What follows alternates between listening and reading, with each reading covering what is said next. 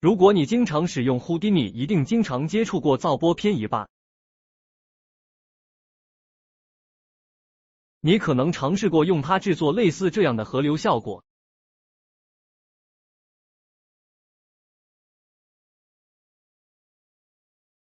但现实是河床往往是弯曲的。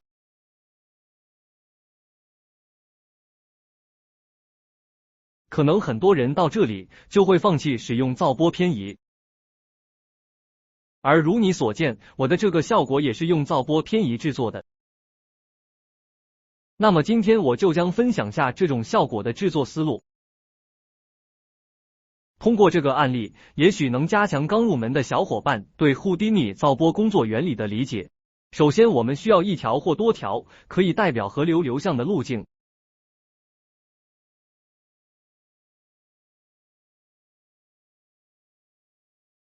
然后使用路径的起点和每个点做个位置差属性。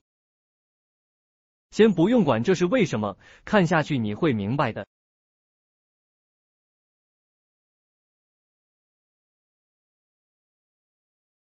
把位置差属性传递到河流模型。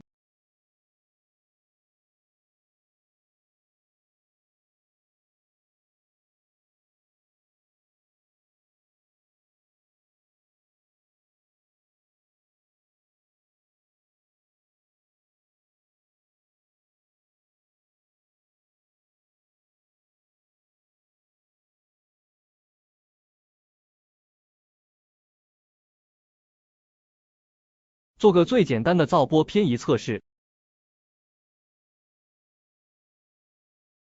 如你所见，造波无视模型在世界空间 z 方向偏移。我们要做的就是改变世界空间。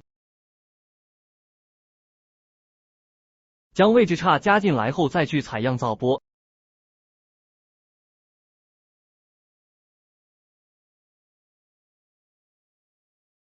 似乎出错了，我们分析一下就知道原因了。我们的位置差是相对于0号点的。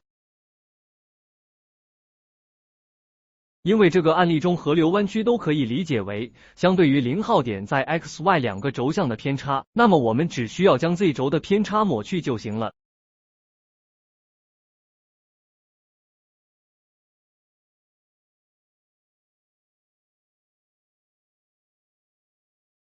别忘了一键3连。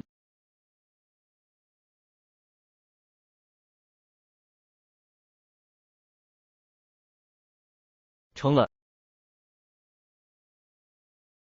本着分享快乐的精神，好不容易才憋出了这个案例。